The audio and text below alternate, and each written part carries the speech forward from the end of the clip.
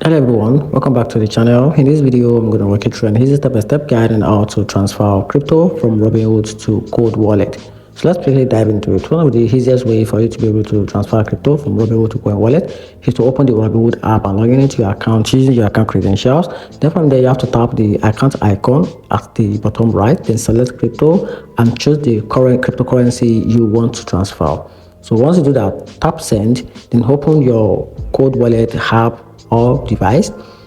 Then after that, find the receive address for that crypto, then copy the wallet public address, then paste the address into Robinhood recipient feed.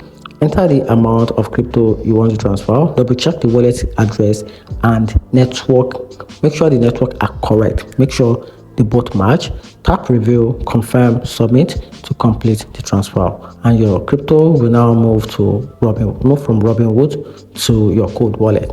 And that's how you can easily transfer your crypto from Robinhood to Cold Wallet. Hope you find the video helpful. Turn on the notification button. Make sure to subscribe for more quick guide.